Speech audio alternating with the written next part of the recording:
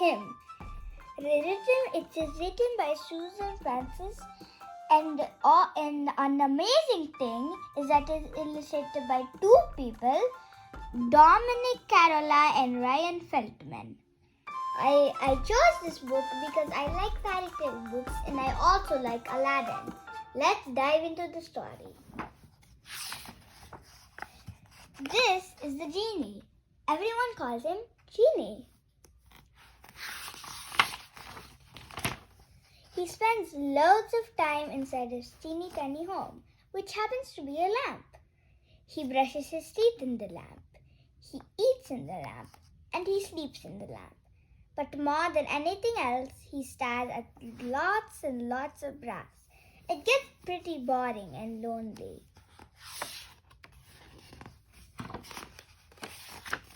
Genie only comes out of the lamp if somebody finds it, and that is quite a task because it's usually buried in some deep, dark, scary place, like a magical cave in the middle of the desert.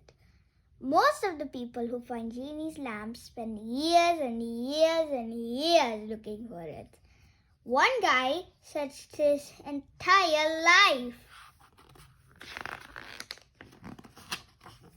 When somebody does find the lamp, they rub it and poof, out Genie comes. Then they can ask for 3 wishes.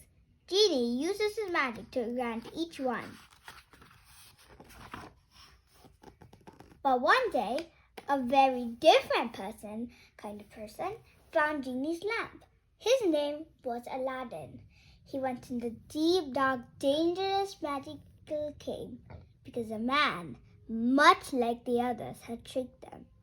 Aladdin didn't know anything about Genie's magic, but when he rubbed some dirt off the side of the lamp, poof, something magical happened.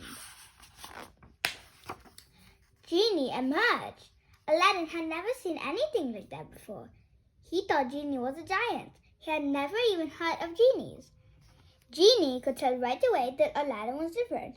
He didn't have that creepy look in his eyes, and he asked how long Genie had been inside the house.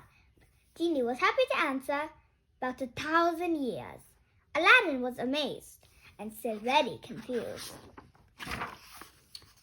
Genie was more than happy to demonstrate his incredible skills. Aladdin couldn't believe all that Genie could do, but he still didn't understand how the whole thing worked. Genie explained, "You have 3 wishes and they must begin with rubbing the lamp and saying, 'I wish.' Got it? Step 1, rub the lamp. Step 2, say what you want. Step 3, there is no step 3. Aladdin nodded. Then Genie pointed out some basic rules. No more wishes, no wishing for love, no wishes about back from death, and no fortune teller. The whole thing was incredible to Aladdin, and just when he thought he had seen it all, Genie revealed another amazing skill. He could blend into a crowd. Aladdin liked the Genie. He thought they couldn't be friends, but Genie explained that genies didn't really have friends. Of course, people wanted Genie to be their friend because of all the great things he could give them. That wasn't a true friendship.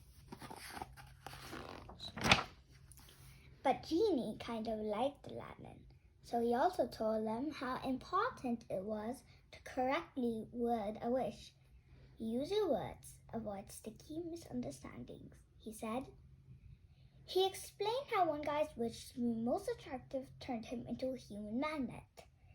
Another's wish to be rich and handsome landed him a new name, birth certificate, Richard and Handsome. And when someone else said, "Make me a prince," he ended up with a little royalty following him around. Slow but loud. When Aladdin asked Genie what he would wish for, Genie was stunned. "Wow, nobody's ever asked me that before, but that's easy." Genie's wish was to live outside the lamp and never have to grant another wish again.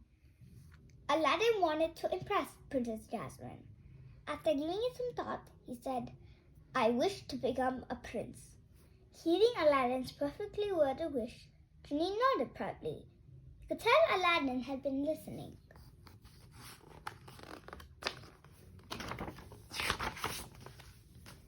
With some big genie magic, Aladdin became Prince Ali of Abawar. Prince Ali and his advisor, Genie, were invited to stay in the guest quarters of the Sultan's place. Aladdin was nervous around Princess Jasmine, so Genie helped him work on his confidence. Genie and Aladdin spent a lot of time together, having fun and watching out for each other. When Aladdin nearly drowned, Genie didn't hesitate to help him. Aladdin was grateful to Genie for saving his life. "Thank you, Genie," he said. Genie was happy that Aladdin was okay, and to his surprise, he realized he really cared about Aladdin. Aladdin surprised Genie again when he made his final wish. It wasn't for himself, but for his good friend Genie.